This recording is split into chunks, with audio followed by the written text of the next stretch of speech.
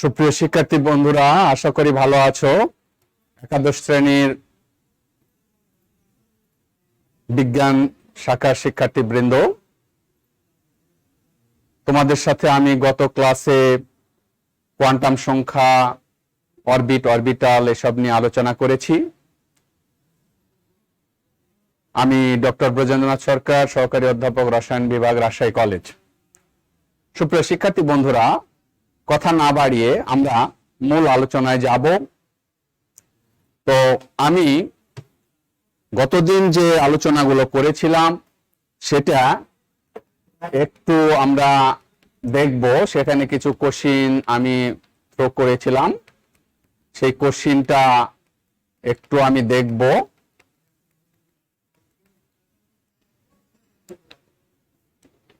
ওকে, কিছু প্রবলেমস আমি বলেছিলাম এখানে, সেগুলোর কিছু টাস্কও দিয়েছিলাম আমি, কিভাবে অ্যান্সারগুলো হবে।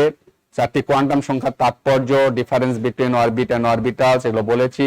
কোন অরবিটাল সম্ভব নয়, এটাও আমরা বলেছি। পটাশিয়ামের 19তম ইলেকট্রনটির জন্য 4টি কোয়ান্টাম সংখ্যার সেট এবং অনুমোদিত কোয়ান্টাম সংখ্যার সেট, এটা একটু আমরা আলোচনা করব। এখন সেই আলোচনায় যাওয়ার আগে আমি এস, পি এবং ডি অরবিটাল সেটা একটু কিভাবে আমরা আঁকবো সেটা একটু দেখিয়ে দিই বোর্ডে। এফ অরবিটাল আঁকার জন্য তোমাকে বলা হবে না, শুধু এস, পি ও ডি অরবিটাল সেটা আমরা আঁকতে পারি কিভাবে সেটা একটু দেখি। সুপ্রিয় শিক্ষার্থী বন্ধুরা, এখন আমরা বোর্ডে একটু যাই। দেখো, আমি এস অরবিটালের কথা বলছি।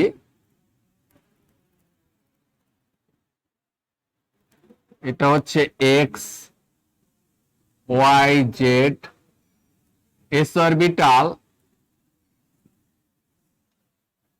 চারিদিকে সমান বিস্তৃতি থাকে। এটা 1s, তার চেয়ে বড় হবে 2s, 3s, এটা হচ্ছে এস অরবিটাল।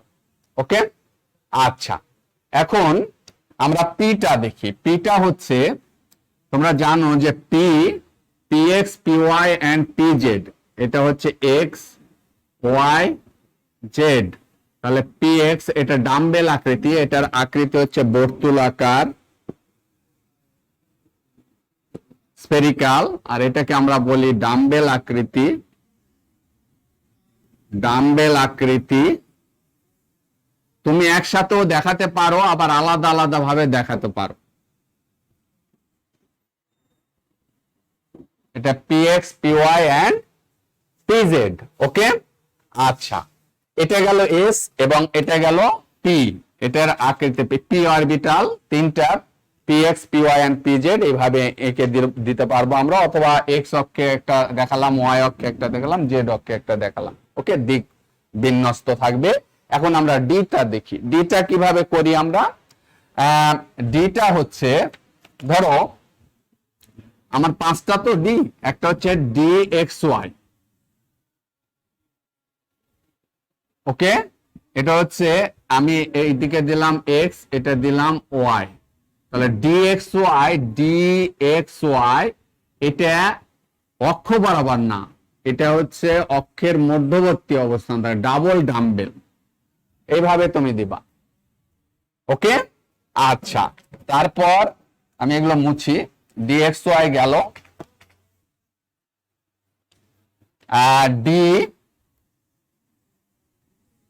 ডি, এটা যদি জেড ধরি, এটা ওয়াই, ডিওয়াই জেড, ওই রকম অক্ষ বরাবর দেওয়া যাবে না, মাঝ বরাবর। এটা হচ্ছে ডি ওয়াই জেড, ঠিক আছে। আর একটা হচ্ছে D x Z, x Z, এভাবে দিবা, দিয়ে এটাও মাঝ বরাবর দিবা।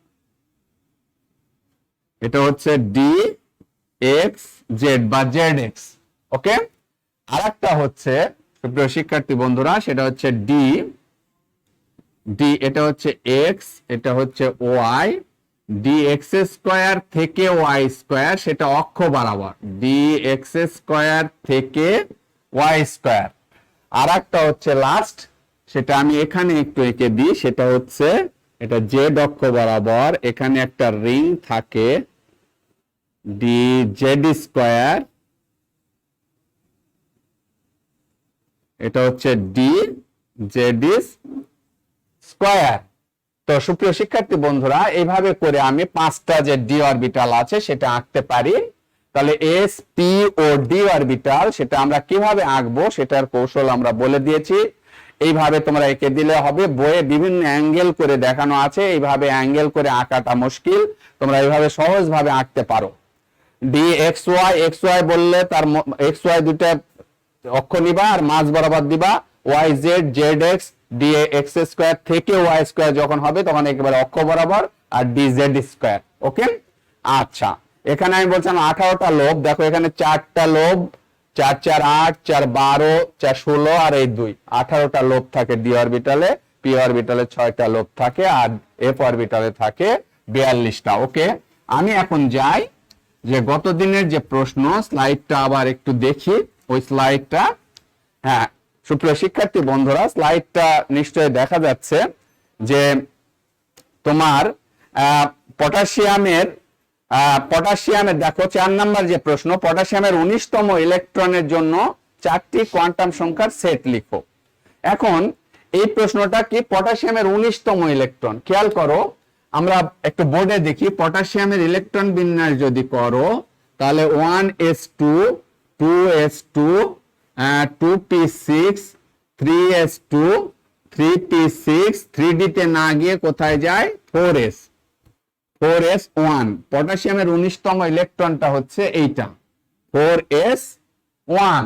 তাহলে দেখো 4টা কোয়ান্টাম সংখ্যার সেট মানে n l m আর s, এই 4টার মান কত সেটা তোমাকে লিখতে হবে। ওকে, তাহলে n এর মান দেখো এই 19তম ইলেকট্রনের জন্য n এর মান 4, আর এটা s অরবিটালে গেছে, s অরবিটালে গেলে l এর মান 0, l এর মান 0 হলে s অরবিটাল, আর l এর মান 0 হলে m এর মান কখনো 0 ছাড়া অন্য কিছু হবে না। আর একটা ইলেকট্রন আছে, এখানে একটা ইলেকট্রন আছে, সেটা তুমি এটা ঘড়ির কাঁটার দিকে যদি দাও প্লাস হাফ অথবা মাইনাস হাফ অথবা প্লাস হাফ, তুমি যে কোনোটাই লিখতে পারো। যেহেতু একটা ইলেকট্রন আছে, 2টা ইলেকট্রন থাকলে আমি প্লাস মাইনাস হাফ দিতাম। ওকে, তাহলে এটা একটা ইলেকট্রন আছে তাই এটা এখানে প্লাস হাফ অথবা মাইনাস হাফ। তাহলে পটাশিয়ামের 19তম ইলেকট্রনটির জন্য কোয়ান্টাম সংখ্যার সেটটা হবে এইটা।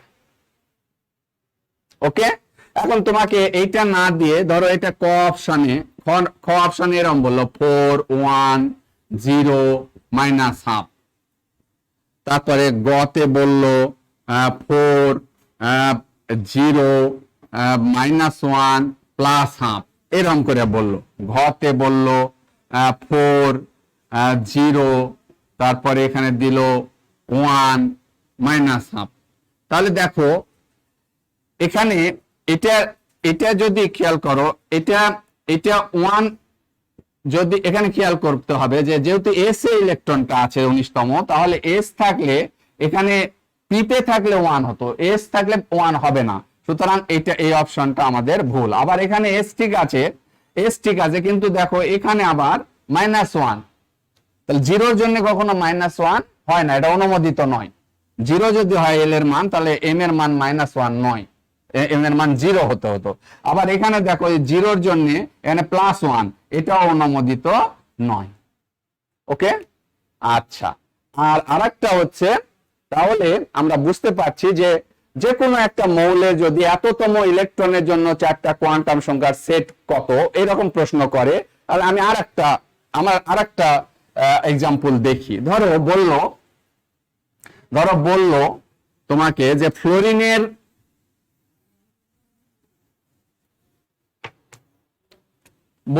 ফ্লোরিনের নবম ইলেকট্রনের জন্য কোয়ান্টাম সংখ্যার সেট কত, 1s2 2s2 2p, এখানে x2 2py2 2pz1, এটা হচ্ছে 4 5 6 7 8 9, অর্থাৎ এখানে নবম ইলেকট্রনটা আছে। কেন? হুন্ডের নীতি অনুসারে আমরা এটা আজকে বলবো কিভাবে এটা হয়। তো এখানে যে বক্স পদ্ধতিতে যদি তুমি দেখাতে তাহলে এটা তোমার জন্য সহজ, যে এখানে দেখো 1 2 3 প্রথমে যাবে, তারপর আবার বিপরীতমুখী স্পেনে 5টা আছে, তাহলে 1 2 3 মানে 4 5 6 7 8 9, এখানে নবম ইলেকট্রন এখানে। তাহলে এখানে পি অরবিটাল দেখো PY এ নবম ইলেকট্রন আছে, তাহলে -1 0 +1, তাহলে এখানে কি নবম ইলেকট্রনটির জন্য কি হচ্ছে, এটা হচ্ছে দ্বিতীয় শক্তি স্তর, ঠিক আছে। এখন পি অরবিটালে তাহলে এটা হচ্ছে 1 1, আর এখানে হচ্ছে দেখো এখানে কিন্তু নবম ইলেকট্রনটা কি আছে, এম এর মান 0 0তে আছে, আর এটা হচ্ছে +½ অথবা -½ যেটাই থাকুক সেটা, যেটা থাকবে সেটা। তাহলে নবম ইলেকট্রনের জন্য নাইন্থ ইলেকট্রনের জন্য এই ফ্লোরিনের নাইন্থ ইলেকট্রনের জন্য 4টা কোয়ান্টাম সংখ্যার সেটটা এইটা হবে। এখন আমরা আসি, সুপ্রিয় শিক্ষার্থী বন্ধুরা একটু খেয়াল করো যে লাস্টে যে কোশ্চেন আছে অনুমোদিত কোয়ান্টাম সংখ্যার সেট কোনটি, অনুমোদিত কোয়ান্টাম সংখ্যার সেট। এখন আমি লিখলাম যে আমি একটা কোয়ান্টাম সংখ্যার সেট লিখছি, ধরো এখানে লিখলাম 3, তারপরে লিখলাম 2,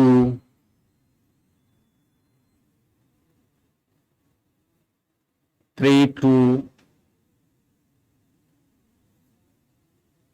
-3 +½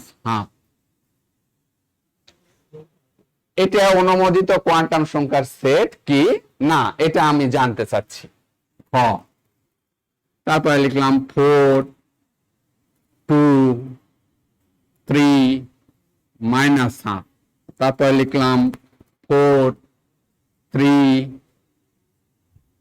-2 +½ তারপরে লিখলাম 3 -2 +2 -½ আচ্ছা, প্লাস চিহ্ন দিলেও হবে না দিলেও হবে, ওকে, অসুবিধা নেই। এখন দেখো এটা অনুমোদিত কোয়ান্টাম সংখ্যার সেট কিনা, ক নাম্বার, এই 4টার মধ্যে কোনটা অনুমোদিত কোয়ান্টাম সংখ্যার সেট। লাইভে যারা আছো তারা যদি একটু আমার সাথে কমিউনিকেট করো, আমি জানি না তোমরা লাইভে কতজন আছো, প্রথম দিকে অনেক ভালোই ছিলে, এখন আস্তে আস্তে এটা ডেটোরেট করছে, 80 জন মতো আছো, তো সংখ্যাটা ভালো, কিন্তু আমাদের তো স্টুডেন্ট 270 জন। তো সেক্ষেত্রে আমি লিখেছি 4টা কোয়ান্টাম সংখ্যার সেট আমি লিখেছি, সেখানে আমাদের অনুমোদিত সেট কোনটা, মানে আমাদের অনুমোদন যোগ্য যেটাকে আমরা সঠিক সেট বলবো সেটা কি এখানে আছে কিনা, সেটা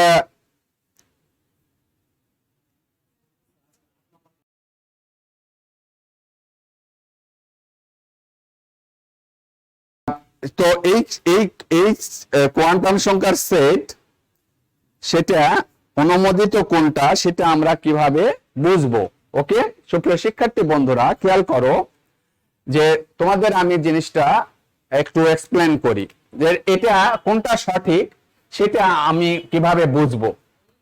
দেখো এখানে কতে প্রধান কোয়ান্টাম সংখ্যার মান আছে 3 হলে সহকারী 2 হতে পারে, এটা গ্রহণযোগ্য, 3 এর জন্য 2, বা 2 সহকারী কোয়ান্টাম সংখ্যা হলে তার অনুমোদিত অরবিটাল গুলো কি হবে, 2 এর জন্য 0, তোমার 2 এর জন্য -2 -1 0 এরকম হবে, তো এখানে -3 আছে, সুতরাং 2 এর জন্য এই ম্যাগনেটিক কোয়ান্টাম নাম্বার যেটা দেওয়া আছে সেটা কিন্তু সঠিক নয়, সুতরাং ক নাম্বার অপশনটি ভুল, অনুমোদিত নয়। এখন দেখো পরেরটা দেখি, এখানে 4 এর জন্য 2 হতে পারে, 4 এর জন্য 0 1 2 3 আছে, 2 হতে পারে, বা 2 আছে এখানে, 2 এর জন্য 3 হবে না, কারণ এল এর মান 3 না থাকলে -3 বা +3 আসবে না, সুতরাং এটা গ্রহণযোগ্য নয়। আবার দেখো গতে, তাহলে এটাও হলো না, গতে 4 3 3 হতে পারে, এখানে -2, হ্যাঁ 3 হলে -3 -2 -1 0 1 2 3, সুতরাং এটা যেমন সঠিক এটার জন্য এটাও সঠিক, এটা তো হতে পারে +½ -½ যে কোনোটা হতে পারে। আর এটা কেন নয়, দেখো 3 এর জন্য এটা এখানে মাইনাস দেওয়া আছে, এল এর মান মাইনাস হয় না, এল এর মান 0 1 2 এরকম পূর্ণ সংখ্যা, এটা না প্লাস মাইনাস নয়, তাহলে এই অপশনটাও। তাহলে আমাদের সঠিক কোয়ান্টাম অনুমোদিত কোয়ান্টাম সংখ্যার সেটটা হলো 4 3 -2 প্লাস হাফ। আমি আরেকটা লিখছি, এটা ঠিক না ভুল তোমরা একটু আমাকে শুধু জানাবে। আমি আরেকটা লিখছি,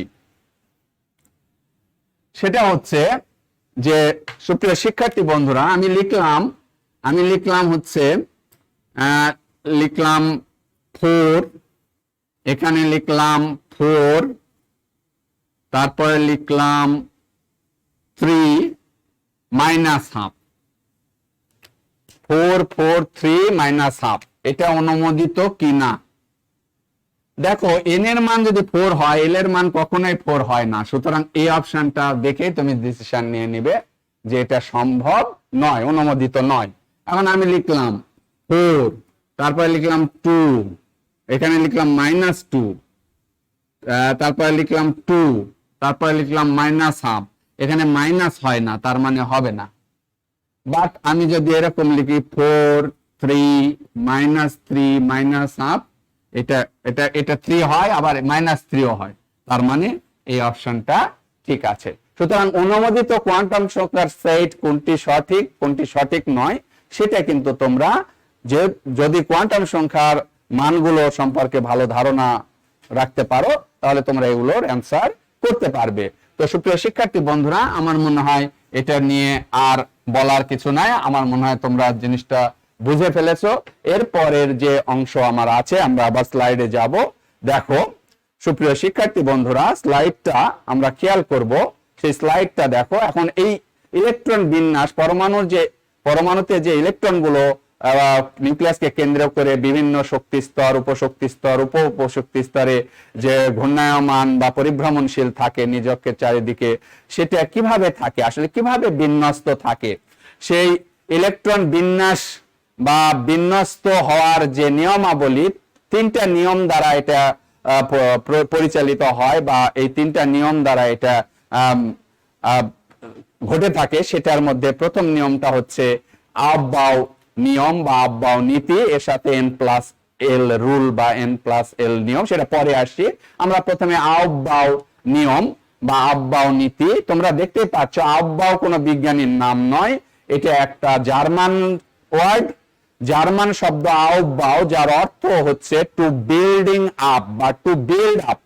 টু বিল্ড আপ মানে হচ্ছে নিচ থেকে উপরের দিকে ধাপে ধাপে সেটা কি বিল্ড আপ করা, গঠিত করা, সুসংগঠিত করা। ঠিক আছে, আমি একটা বিল্ডিং তৈরি করি, আমি ইট কি করি, ইটের পর ইট সাজাই, তাই না? একবারে নিচে ফাউন্ডেশন দিয়ে তারপরে আস্তে আস্তে সাজাই। অথবা একটা সিঁড়ির কথা যদি চিন্তা করো, তাহলে কি হয়, এখানে অনেকগুলো স্টেয়ার থাকে, স্টেপ বাই স্টেপ আমি উপরে উঠি, তাই না? সর্বনিম্ন একটা স্টেয়ার, তারপরে এক ধাপ করে আস্তে আস্তে উপরের দিকে উঠছে। ঠিক একইভাবে আফবাউ শব্দটা জার্মান শব্দ, এটার অর্থ হচ্ছে টু বিল্ড আপ। অর্থাৎ কোন পরমাণুতে প্রথম ইলেকট্রনটি সর্বনিম্ন শক্তি বিশিষ্ট অরবিটালে আগে প্রবেশ করবে এবং দ্বিতীয় ইলেকট্রনটি বিপরীত স্পিনেও একই অরবিটালে প্রবেশ করবে, অতঃপর ইলেকট্রনগুলো তাদের শক্তির উচ্চক্রম অনুসারে প্রবেশ করবে। অর্থাৎ কোন পরমাণুতে ইলেকট্রনগুলো তাদের অরবিটালগুলোতে শক্তির উচ্চক্রম অনুসারে ক্রমান্বয়ে প্রবেশ করবে। শক্তির উচ্চক্রম মানে কি? শক্তির উচ্চক্রম মানে প্রথমে নিম্ন শক্তির অরবিটালে প্রবেশ করবে, তারপর উচ্চ শক্তির অরবিটালে প্রবেশ করবে। আর অরবিটের কথা যদি বলি একই, প্রথমে নিম্ন শক্তির অরবিটে প্রবেশ করবে, তারপর উচ্চ শক্তির অরবিটে প্রবেশ করবে। অর্থাৎ অরবিট এন এর মান 1 2 3 4, তাহলে প্রথম শক্তি স্তরের শক্তি সবচেয়ে কম। অর্থাৎ এনার্জি লেভেলের দিক থেকে আমরা যদি একটু বোর্ডে দেখি, যদি শক্তি স্তর এন এর মান ধরো 1 2 3 4 এরকম সোয়ান, তাহলে 1 এর শক্তি সবচেয়ে কম, সোয়ান। ওকে, এগুলো হচ্ছে অরবিট।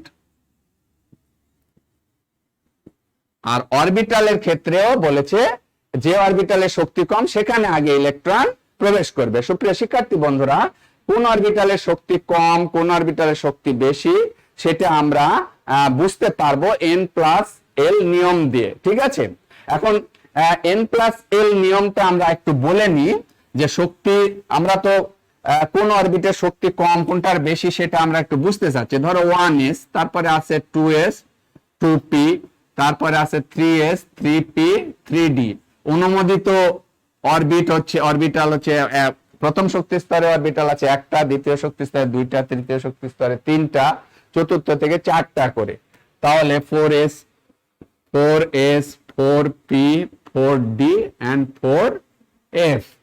ওকে, এখন দেখো সুপ্রিয় শিক্ষার্থী বন্ধুরা, এখন 1s এর শক্তি কত সেটা আমরা বের করতে পারি কি সূত্র দিয়ে, n+l, আব্বাও নীতির n+l নিয়ম দ্বারা। n+l এর মান 1s এর জন্য কত? এই 1s এর জন্য n এর মান, এটা হচ্ছে প্রধান কোয়ান্টাম, n হচ্ছে প্রধান কোয়ান্টাম সংখ্যা, l হচ্ছে সহকারী কোয়ান্টাম সংখ্যা। তাহলে l এর মান 0 হলে ওটা s, l এর মান 1 হলে ওটা p, l এর মান 2 হলে ওটা d, আর l এর মান 3 হলে ওটা f। এই চারটা মনে রাখতে হবে। n এর মান কি? এটা হচ্ছে n, তাহলে 1 প্লাস s এর l এর মান 0 হলে s হয়, তাহলে 0, তাহলে 1। 2s এর জন্য কত হচ্ছে? তাহলে 2s এর জন্য এই মানটা হচ্ছে n এর মান 2 প্লাস 0 মানে 2। 2p এর জন্য কত হচ্ছে? 2 প্লাস 1 মানে 3। তারপর 3s এর জন্য কত হচ্ছে? 3 প্লাস 0 মানে 3। তাহলে এখানে আমরা দেখতে পাচ্ছি সুপ্রিয় শিক্ষার্থী বন্ধুরা, 1s এর এই যে দেখো মান সবচেয়ে কম, তাহলে তার শক্তি সবচেয়ে কম। তার চেয়ে মান বেশি হচ্ছে 2s, তাহলে 2s এর শক্তি তার চেয়ে বেশি। এখন 2p, দুইটা তো 3, আবার দেখো এটা দুইটা একই মান। যদি n+l এর মান যার কম তার শক্তি কম। এখন দুইটা যদি একই হয়, এই প্রসঙ্গে আমার একটা গল্প মনে পড়ে, সেটা হচ্ছে যে ক্রিটিক্যাল অ্যানালাইসিস বা ক্রিটিক্যাল থিঙ্কিং জিনিসটা কি। যেমন আমাদেরকে অনেকেই বলে উত্তরবঙ্গের ছেলে মেয়েরা আমরা একটু বোকাশোকা, মানে সহজ সরল প্রকৃতির, এসে আমরা ক্রিটিক্যাল থিঙ্কিং করতে পারি না। ধরো ক্লাসে একজন টিচার পড়াচ্ছে, যে বলছে যে দেখো ধরো পরিবেশ রসায়ন নিয়ে পড়াচ্ছে, তো বলছে যে গাছের পাতা পানির মধ্যে যদি পড়ে তাহলে কয়েকদিনের মধ্যে পানির যুক্ত হয়ে ওটা কি হবে, পচন ধরবে এবং ওখানে পচতে শুরু করবে। ওকে, আর যদি শুকনায় পড়ে তাহলে ওটা কি হবে, ড্রাই হতে হতে হতে হতে ওটাও নষ্ট হয়ে যাবে পাতাটা। তো এক শিক্ষার্থী ওখানে দাঁড়িয়ে বলল যে স্যার আমার একটা প্রশ্ন ছিল। কি প্রশ্ন? তখন বলছে যে স্যার পাতাটা যদি অর্ধেক শুকনায় এবং অর্ধেক পানিতে পড়ে তাহলে কি হবে? তখন বলছে এই তোমার বাড়ি কোথায়? তো বলছে যে আমার বাড়ি নোয়াখালী। বলছে যে হ্যাঁ, তোমার প্রশ্ন দেখে আমি বুঝেছি তোমার বাড়ি নোয়াখালী। দেখো এই ছেলেটার থিঙ্কিংটা কি, যে অর্ধেক, আমি বললাম সম্পূর্ণ পাতা পানিতে পড়লেই হবে, শুকনায় পড়লেই হবে, কিন্তু অর্ধেক যদি পানিতে অর্ধেক শুকনায় পড়ে তখন কি হবে? এই থিঙ্কিংটা, এই থিঙ্কিং লেভেল বাড়াতে হবে। যদি এটা বাড়াতে পারো তাহলে কেমিস্ট্রিটা লার্নিংটা ভালো হয়। কি হচ্ছে দেখো, তো আমি বললাম যে যার n+l এর মান যার কম তার শক্তি কম, যার বেশি তার শক্তি বেশি, সেই অরবিটালের শক্তি বেশি। এখন দেখো দুইটার তো n+l এর মান সমান। দেখো এই 2p এর মান হচ্ছে 3, 3s এর মানও 3, সেক্ষেত্রে কার শক্তি কম কার শক্তি বেশি? দুটাই তো সমান। তখন বলা হলো যে যদি একই মান আসে তখন n এর মান যার কম তার শক্তি কম। n এর মান যার কম, n এর মান কার কম? 2p এর n এর মান কম, সুতরাং 2p এর শক্তি 3s এর চেয়ে কম। সুতরাং 2p তে আগে ইলেকট্রন প্রবেশ করবে, 3s এ পরে ইলেকট্রন প্রবেশ করবে। আমার মনে হয় জিনিসটা বোঝাতে পেরেছি। এখন ইলেকট্রন, এখানে আমরা শক্তির হিসাব করে যেটা বুঝতে পারি, তোমাদের বইয়ের ক্রস ক্রস ক্রস ক্রস দিয়েও করা হয়েছে, অথবা তুমি এইভাবে করতে পারো। আর্গন পর্যন্ত দেখো 1s 2s 2p 3s 3p 3d আর 4s এর মধ্যে কার শক্তি কম? আচ্ছা, এখন আসো সুপ্রিয় শিক্ষার্থী বন্ধুরা, 3d দেখো, 3d আর 4s, n+l যদি বসাও তাহলে 3 + 2 সমান 5, এটা n আর এটা l। আচ্ছা, তাহলে এটা হচ্ছে 4 + 0 সমান 4। তাহলে বুঝতে পারছো যে এটা শক্তি বেশি আর 4s এর শক্তি কম, তাহলে 4s আগে। এখানে 4s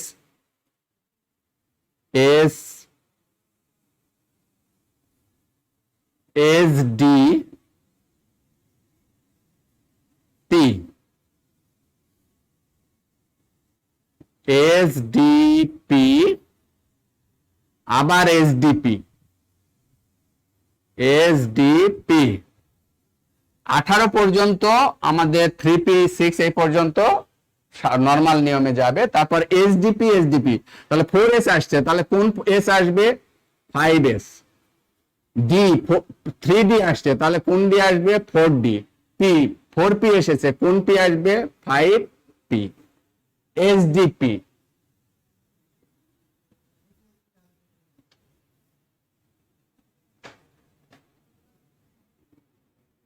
আচ্ছা, এখন দেখো তারপরে কি হবে, এরপরে হবে দেখো এস এফ ডি পি।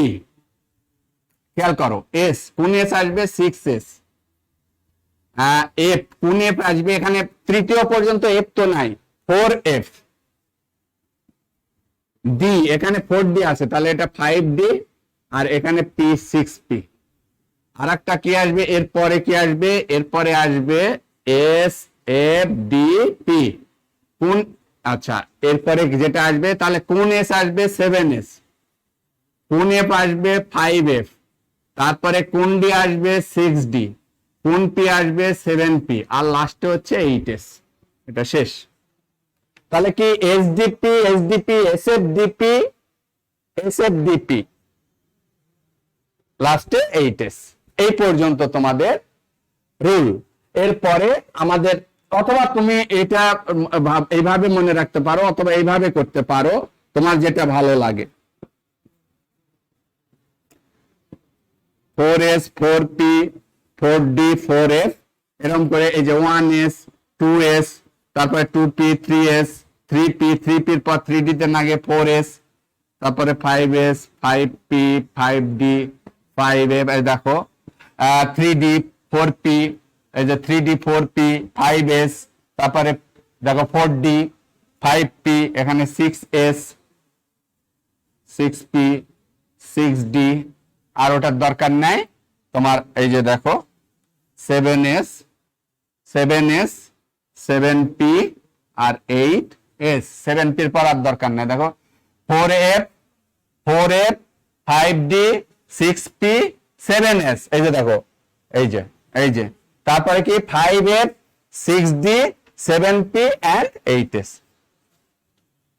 সুপ্রিয় শিক্ষার্থী বন্ধুরা, তাহলে তুমি এরকম করে এই ক্রস করেও করতে পারো, অথবা এই ফর্মুলা যদি মনে রাখো, এসডিপি, এসডিপি, এসএফডিপি, এসএফডিপি, এন্ড 8s, তাহলে তোমার 118টা যে মৌল আছে সেই 118টা মৌলের ইলেকট্রন বিন্যাস তুমি করতে পারো। এখন প্রশ্ন হচ্ছে, আমাদের এখানে একটা প্রশ্ন আমরা দিই যে পটাশিয়ামের 19তম ইলেকট্রনটি 3d উপস্তরে প্রবেশ না করে 4s অরবিটালে প্রবেশ করে কেন?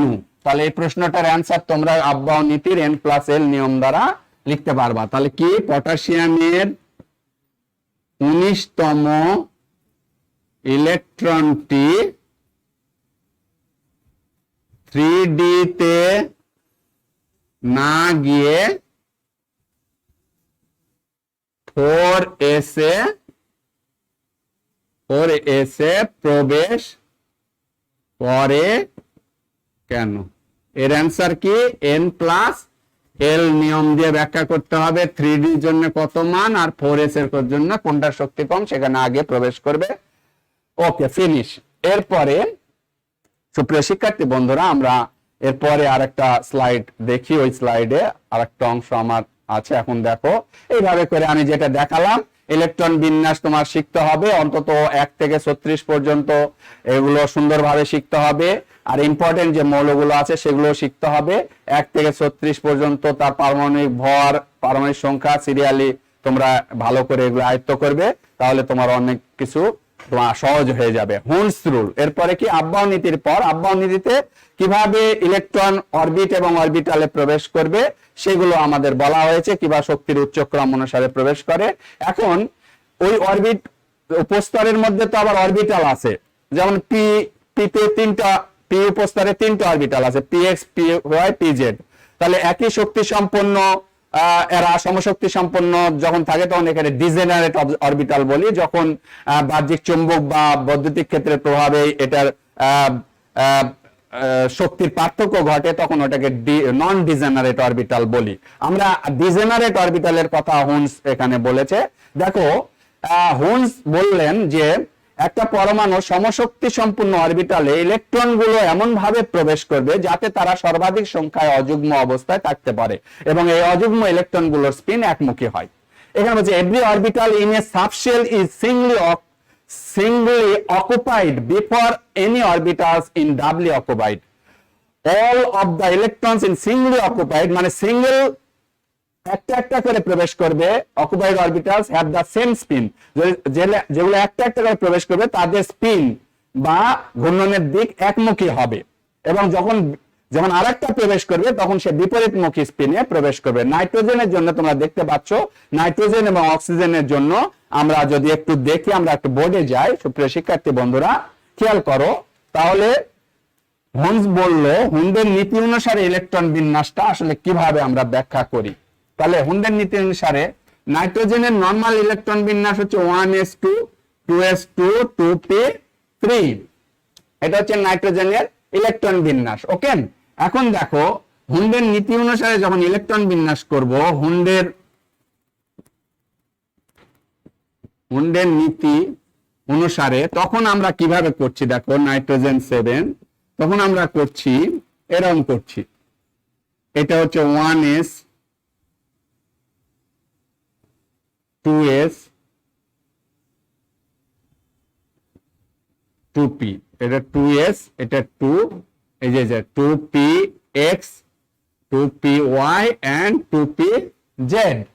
সুপ্রিয় শিক্ষার্থী বন্ধুরা এরকম করে আমরা উপরে দিলাম কেন, দেওয়ার কারণ হচ্ছে এটা চেয়ে এটা শক্তি বেশি, তার চেয়ে এটা শক্তি বেশি। এখন ইলেকট্রন প্রবেশ করবে সর্বনিম্ন শক্তি স্তরে, এটা একটা বিপরীতমুখী স্পিনে আরেকটা, এখানে একটা বিপরীতমুখী স্পিনে আরেকটা, তাহলে 4টা হলো। এখন আরো 3টা আছে। এখন এই 3টা তুমি বলতে পারো এখানে 2টা এখানে একটা, নো। হুন্ড বলল সমশক্তি সম্পূর্ণ অরবিটাল যদি থাকে তাহলে ইলেকট্রন গুলো সর্বপ্রথম সর্বাধিক সংখ্যা অযুগ্ম অবস্থায় একমুখী স্পিনে প্রবেশ করবে, অযুগ্ম অবস্থায় যাবে। তুমি এরকমও করতে পারো, এরকম হবে। আসলে তুমি যদি বলো এটা এখানে এইদিকে এই বিপরীতমুখী স্পিন দিলাম, এখানে হবে না। তার মানে যদি অযুগ্ম থাকে তাহলে সবগুলোই একমুখী এরকম, অথবা তুমি নিচের দিকে স্পিন দিতে পারো, কিন্তু তিনটাই একই স্পিন হবে, হয় ঘড়ির কাঁটার দিকে অথবা ঘড়ির কাঁটার বিপরীত দিকে। যদি অতিরিক্ত ইলেকট্রন সেখানে যেতে চায় তাহলে আবার প্রথম থেকে বিপরীতমুখী স্পিনে প্রবেশ করবে, এটা হুন্ড বলেছে। তাহলে অক্সিজেনের জন্য কি হবে, 8 জন্য কি হবে, এই রকমের হবে শেষে যে এখানে আরেকটা, এই যে 8তম ইলেকট্রনটা এখানে গিয়ে বিপরীতমুখী স্পিনে প্রবেশ করলো। আমার মনে হয় বিষয়টা ক্লিয়ার হয়েছে যে হুন্ড বলেছে সমশক্তি সম্পন্ন বা ডিজেনারেট অরবিটালে ইলেকট্রন গুলো এমন ভাবে প্রবেশ করবে যাতে তারা সর্বাধিক সংখ্যায় অযুগ্ম অবস্থায় থাকতে পারে, আর এই অযুগ্ম ইলেকট্রন গুলোর স্পিন একমুখী হয়। আর যদি অতিরিক্ত ইলেকট্রন প্রবেশ করতে হয় তাহলে তারা বিপরীতমুখী স্পিনে প্রবেশ করবে একে একে। ওকে, এখন দেখো এখানে আরেকটা জিনিস অনুসিদ্ধান্তে হুন্ড বললেন,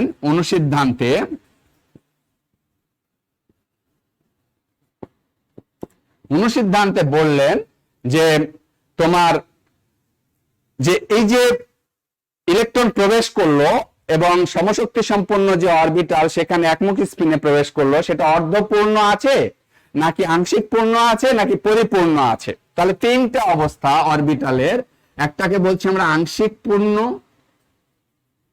পার্শিয়ালি ফিল্ড অরবিটাল, আর একটাকে বলছি আমরা অর্ধপূর্ণ হাফ ফিল্ড অরবিটাল, আর একটাকে বলছি আমরা পূর্ণ অরবিটাল। ঠিক আছে, যেমন তুমি যদি এখানে দেখো যে অক্সিজেনের ক্ষেত্রে খেয়াল করো, অক্সিজেনের ক্ষেত্রে পিতে 4টা ইলেকট্রন আছে, 3টা পি অরবিটালের মোট 6টা ইলেকট্রন থাকতে পারে, 6টা থাকে তাহলে পরিপূর্ণ, ডিতে 10টা থাকলে পরিপূর্ণ, এসে 2টা থাকলে পরিপূর্ণ, এতে 14টা থাকলে পূর্ণ অরবিটাল। যদি তার অর্ধেক থাকে, যেমন এসে 1টা আছে, পিতে 3টা আছে, ডিতে 5টা আছে, এফ এ 7টা আছে, তাহলে এটা অর্ধপূর্ণ বলবো। আর যদি এই পূর্ণ অর্ধপূর্ণের বাহিরে যে কোনো সংখ্যায় যদি থাকে সেটাকে বলবো আমরা পার্শিয়ালি ফিল্ড বা আংশিক পূর্ণ। ওকে, এখন হুন্ড বললেন যে পরিপূর্ণ যে অরবিটাল, এই পূর্ণ অরবিটাল এর স্থিতিশীলতা সবচেয়ে বেশি। পূর্ণ অরবিটাল এর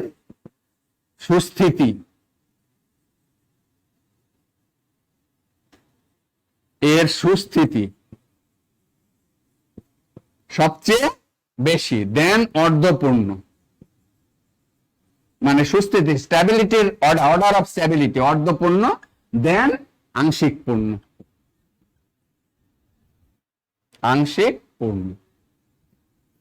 অরবিটাল। তাহলে হুন্ডের অনুসিদ্ধান্তে বলা হলো, হুন্ডের নীতি, যে পরিপূর্ণ orbital is more stable than, মানে fulfilled orbital is more stable than half filled than partially filled. Okay, এখন দেখো, তাহলে আমরা এখানে যদি একটু খেয়াল করি, ধরো আমি ইলেকট্রন বিন্যাস, তোমরা ইলেকট্রন বিন্যাসটা অবশ্যই করে ফেলবে, এবং ইলেকট্রন বিন্যাস 1 থেকে হাইড্রোজেন 1 থেকে ক্রিপ্টন 36 এই পর্যন্ত অন্তত সাধারণ নিয়মে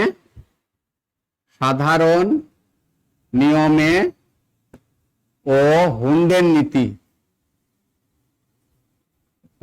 নীতি অনুসারে, প্রথমে সাধারণ নিয়ম লিখবা, তারপর হুন্ডের নীতি অনুসারে ইলেকট্রন বিন্যাস, হুন্ডের নীতি অনুসারে ইলেকট্রন বিন্যাস করবে। এটা হচ্ছে আরেকটা কাজ। ওকে, এগুলো ভালো করে নিবে, আশা করি এগুলো তোমরা পারবে করতে। দুই একটা ব্যতিক্রম আছে, যে হুন্ডের নীতি অনুসারে যে ক্রোমিয়াম, তোমার দেখো আমরা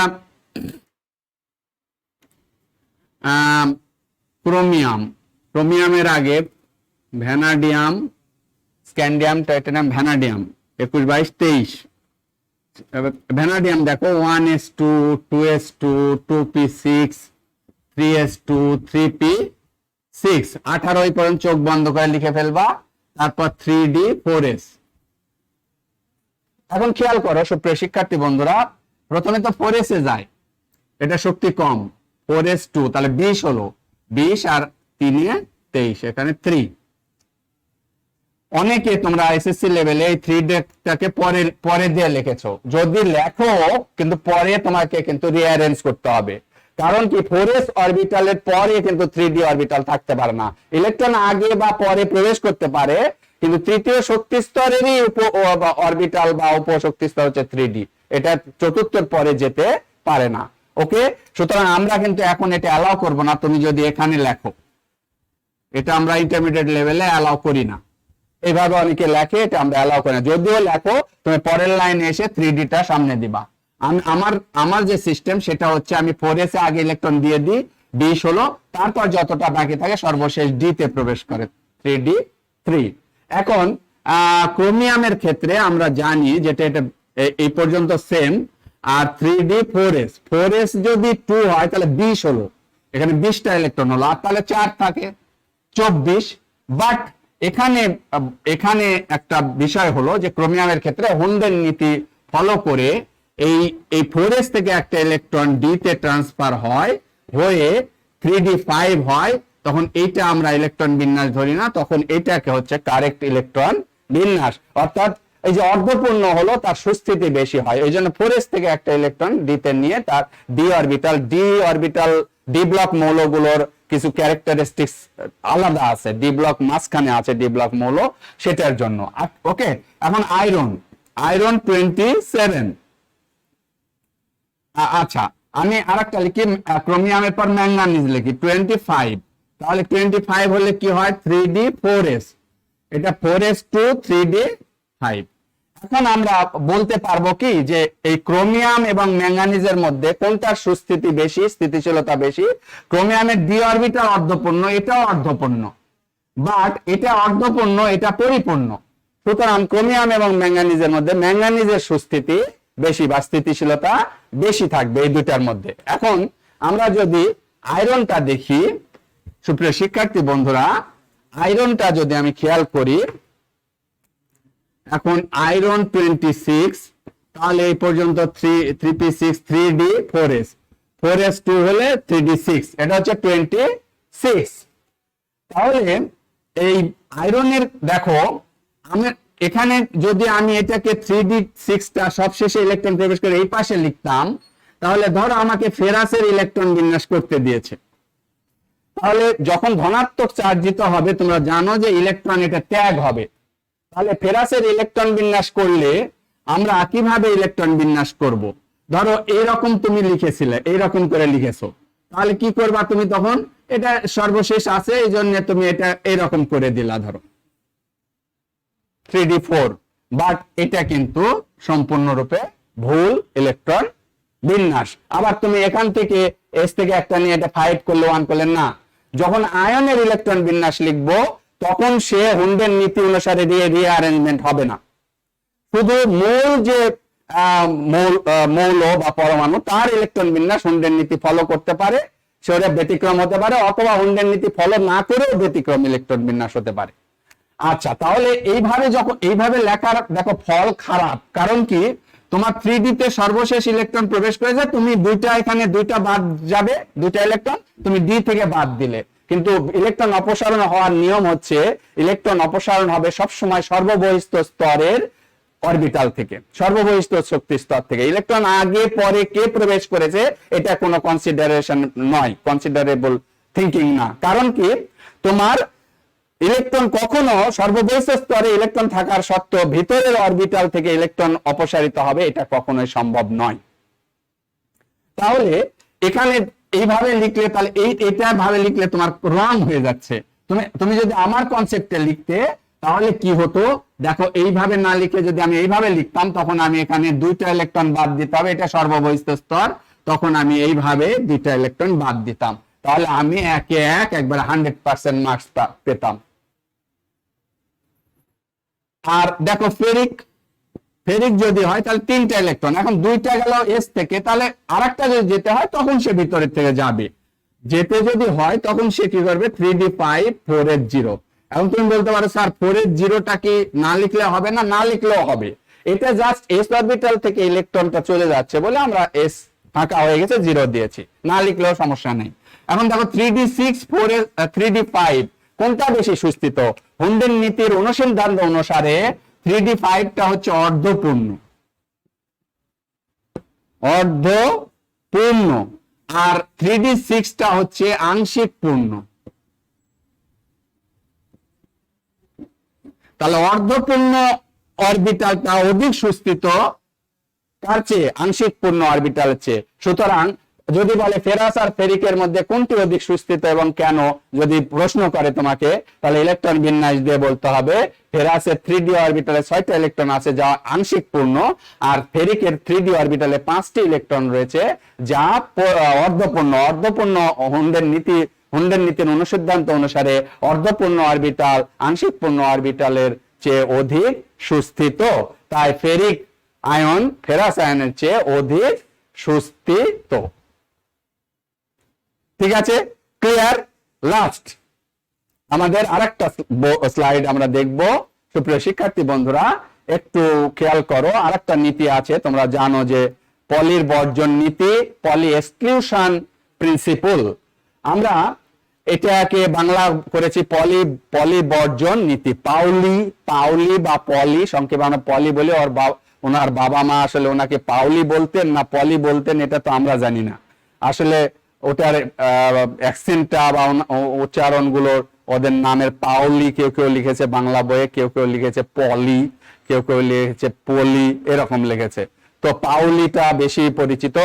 পাউলিস এক্সক্লুশন প্রিন্সিপল, পলির বর্জন নীতি। এখানে বলা হলো যে কোন পরমাণুর ইলেকট্রন কাঠামোতে যে কোনো দুইটা ইলেকট্রনের 4টা কোয়ান্টাম সংখ্যার মান কখনোই এক নয়। যে কোনো দুইটা, কোন পরমাণুর ইলেকট্রন কাঠামোর মধ্যে যে কোনো দুইটি ইলেকট্রনের 4টা কোয়ান্টাম সংখ্যার মান কখনোই এক হতে পারে না। তিনটি কোয়ান্টাম সংখ্যার মান এক হলো, চতুর্থ কোয়ান্টাম সংখ্যা বিশেষ করে স্পিন কোয়ান্টাম সংখ্যা এটা অবশ্যই ভিন্ন হবে। কারণ আমরা জানি প্রতিটি অরবিটালে দুইটি ইলেকট্রন থাকে। এই দুইটি ইলেকট্রন কখনোই একমুখী স্পিনে যদি ঘূর্ণনরত থাকতো তাহলে তারা কখনোই একটা অরবিটালের মধ্যে থাকতে পারতো না। এটা সমধর্মী চার্জের জন্য বিকর্ষণ হয়ে ছিটকে চলে যেত, কিন্তু যায় না। তার মানে চতুর্থ কোয়ান্টাম সংখ্যা যেটা স্পিন কোয়ান্টাম নাম্বার এটা অবশ্যই আলাদা হবে। তাহলে প্রধান কোয়ান্টাম সংখ্যা, সহকারী কোয়ান্টাম সংখ্যা, ম্যাগনেটিক কোয়ান্টাম সংখ্যা এক হতে পারে, মানগুলো এক হতে পারে কিন্তু দুইটা ইলেকট্রনের জন্য, কিন্তু চতুর্থ কোয়ান্টাম সংখ্যার মান কোনোটা যদি একটা ইলেকট্রনের যদি প্লাস হয় তাহলে পরের ইলেকট্রনটার জন্য অবশ্যই মাইনাস হবে। আমরা একটা এক্সাম্পল দেখি সুপ্রিয় শিক্ষার্থী বন্ধুরা, আমরা বোর্ডে যাই। এক্সাম্পলটা দেখলে তোমাদের কাছে আমার এই বক্তব্যটা একবারে পানির মতো পরিষ্কার হয়ে যাবে, ক্রিস্টাল ক্লিয়ারও বলি এটাকে আমরা। তাহলে পলির বর্জন নীতি, ধরো হিলিয়ামের ইলেকট্রন বিন্যাস আমি করছি, তাহলে এটা 1s2, তাহলে s অরবিটালে এই এটা 1s, এটা দুইটা ইলেকট্রন আছে দেখো। তাহলে প্রথম ইলেকট্রনের জন্য, প্রথম ইলেকট্রন এর জন্য n l m s, n এর মান কত দেখো, এই যে 1 1s2, তাহলে n এর মান 1, s অরবিটালে গেছে 0 0, এখন ঘড়ির কাঁটার দিকে ধরলাম -1/2। দ্বিতীয় ইলেকট্রনের জন্য এখানে তো দুইটা ইলেকট্রন আছে, তাহলে দুইটা ইলেকট্রন আছে, প্রথম ইলেকট্রনের জন্য কোয়ান্টাম সংখ্যার সেট এটা, দ্বিতীয় ইলেকট্রনের জন্য, দ্বিতীয় ইলেকট্রনে তো প্রথম 1s এ আছে, তাহলে 1 0 0, বাট এটা তখন আর মাইনাস হবে, আমি লিখতে পারবো না, তখন এটা কিন্তু আমাকে অবশ্যই প্লাস আপ লিখতে হবে, কারণ একটা অরবিটালে দুইটা ইলেকট্রনের কখনো স্পিন একমুখী হবে না। তাহলে দেখো এইটা সেম, এইটা সেম, এইটা সেম, বাট এইটা ডিফারেন্ট। সুতরাং বুঝতেই পারছো, এখন তুমি বলতে পারো স্যার অন্য নিয়ে করবো, হিলিয়াম তো বইয়ে আছে, আপনি শুধু বইয়ের গুলা দেখাচ্ছেন, একটু জটিল দেখাচ্ছেন না, এরকম তোমাদের মনে প্রশ্ন জাগতে পারে। তো আমি একটা জটিল দেখাই, যদিও জটিল তোমাদের কাছে মনে হতে পারে, আমার কাছে তত জটিল নয়। এখানে দেখো আমি বললাম যে নাইট্রোজেন 7, তাহলে 1s2 2s2 2p3, ওকে। এখন আমি হুন্ডের নীতিটাকে এখানে আমি ব্যবহার করি। ধরো এখন এই যে তুমি বললা যে পি এর একটা ইলেকট্রন নিব আর পি এর একটা নিব আর এস এর একটা ইলেকট্রন নিব, এই দুইটার আমি চারটা কোয়ান্টাম সংখ্যার সেট দেখতে চাচ্ছি। তাহলে তুমি 1s এর যে ইলেকট্রন, একটা ইলেকট্রন আছে, সেই ইলেকট্রনের জন্য 1s এর ইলেকট্রনের জন্য n কত, l কত, m কত, s কত, তাহলে 1s থেকে খেয়াল করো, 1s থেকে, তাহলে এটা 1 s এ আছে, তাহলে 0 0, এখানে একটা ইলেকট্রন নিছো, তুমি প্লাস হাফও নিতে পারো, মাইনাস হাফও নিতে পারো, তোমার ইচ্ছা, যে কোনোটাই নিতে পারো, ওকে। এখন 2p থেকে আরেকটা নিয়েছো, তাহলে 2p থেকে আরেকটা ইলেকট্রনের জন্য এই চারটা কোয়ান্টাম, 2p মানে 2, n এর মান 2, p মানে কি 1, এখন এখানে তুমি -1 0 +1 যে কোনোটাই দিতে পারো, কোনো সমস্যা নেই, এখানে প্লাস আপি ধরো দিলে একটা ইলেকট্রন, তাহলে ধরো এটা সেম, দেখো এগুলো সবই ডিফারেন্স হয়ে গেছে, এখানে 0 দাও তাহলে এটাও সেম, বাট এই দুইটা ভিন্ন হবে।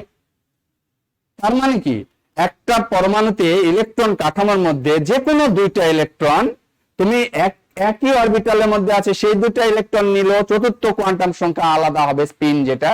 আর যদি ভিন্ন অরবিটাল থেকে না, তাহলে বুঝতেই পারছো ভিন্ন অরবিটাল হলে তো সেখানে n এবং l এর মানেও ভিন্নতা থাকবে। সুতরাং আমাদের এই পলির বর্জন নীতিতে বলা যেটা হলো সেটা অবশ্যই সঠিক রয়েছে, যে কোনো পরমাণুতে যে কোনো দুইটি ইলেকট্রনের চারটি কোয়ান্টাম সংখ্যার মান কখনোই এক হবে না। তিনটি কোয়ান্টাম সংখ্যার মান এক হলো, চতুর্থ কোয়ান্টাম সংখ্যার মান অবশ্যই ভিন্ন হবে।